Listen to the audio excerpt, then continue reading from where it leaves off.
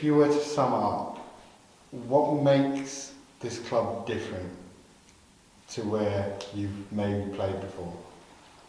I guess I've mentioned the word, and it feels more like a family.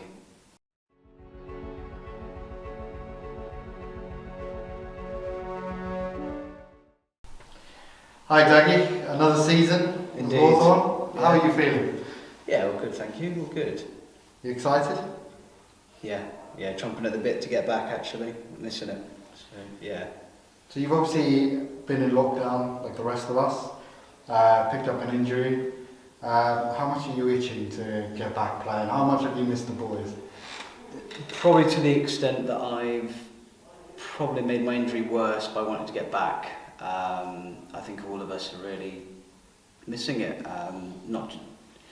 You always have that break in the season, lockdown's just made it worse, so I think everybody is feeling it. Not only from a social side, but fitness as well.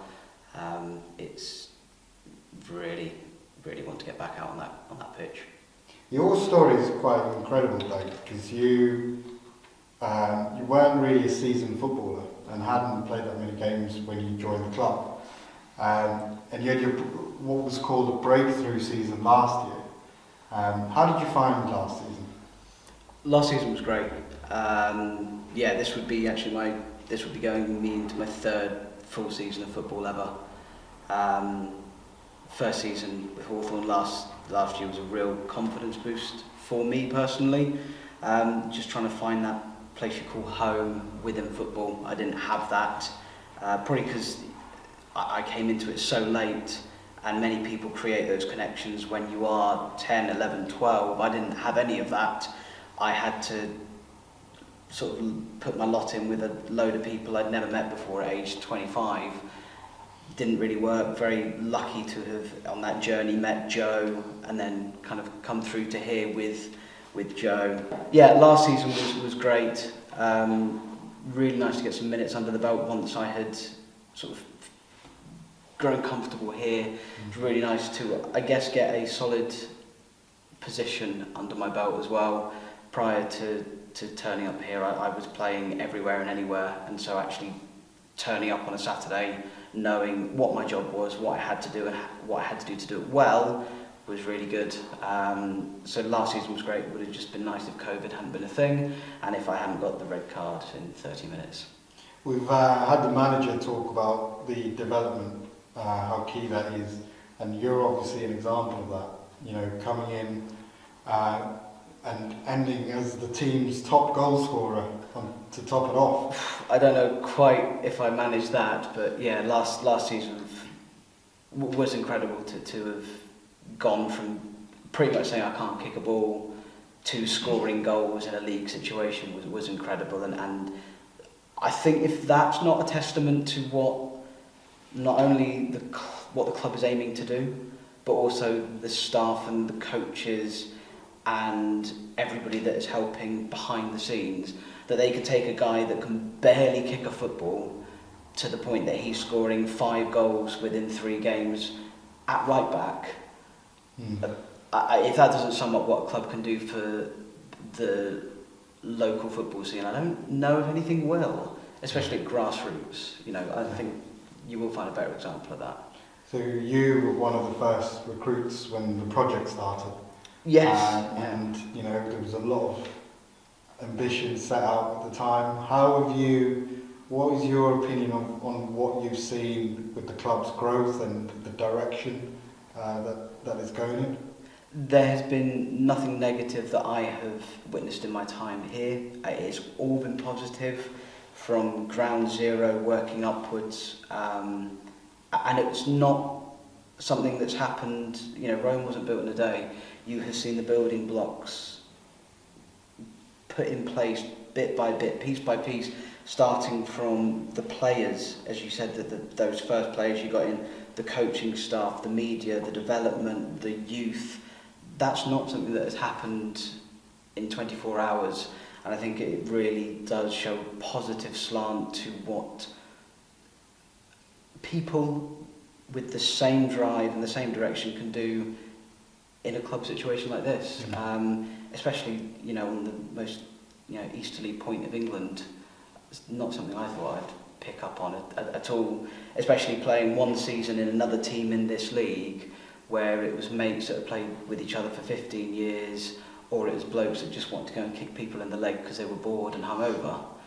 That's the last thing I expected to find, and it's been really positive from a sort of a humanitarian point of view, is the support that is given at this level, and it's not just football, it's a family. We mentioned lockdown earlier. How did the group maintain those bonds over lockdown? How did you all keep in touch and keep the enthusiasm up and the connections between the teammates up?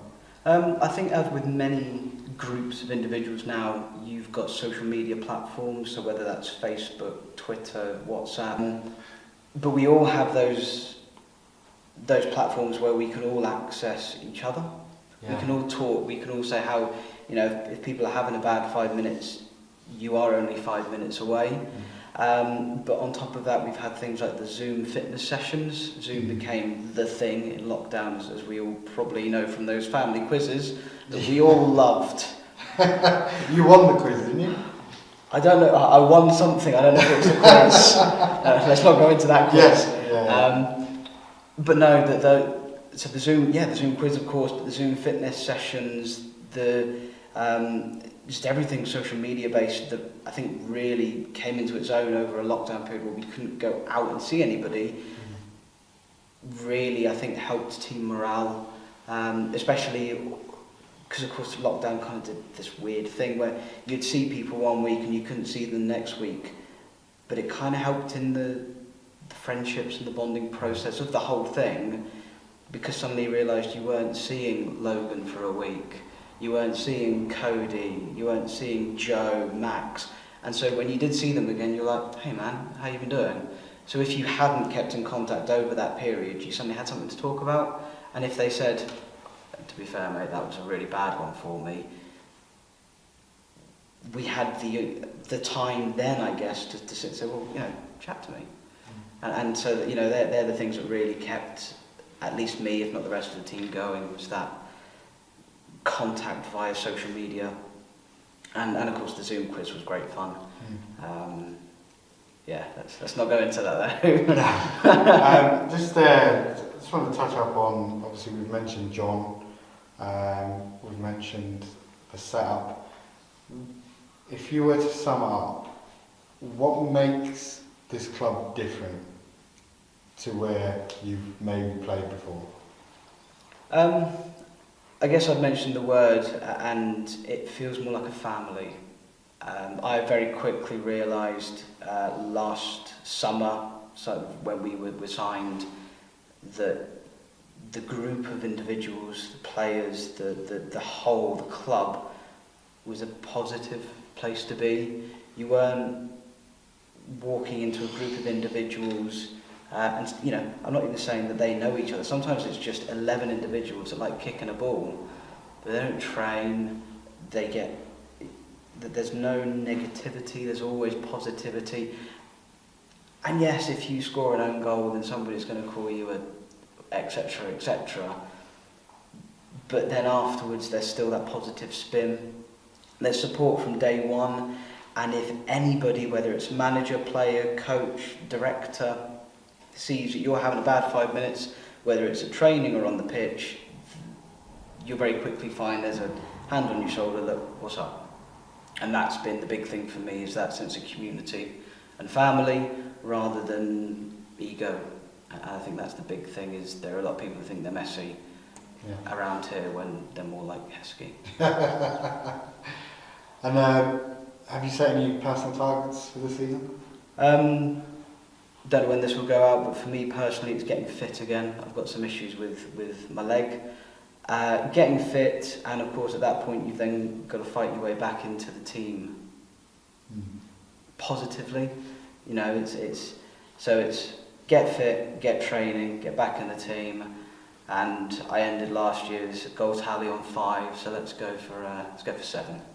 Okay. I want to see that goal celebration on Twitter. Brilliant. Well, thank you very much, Dougie.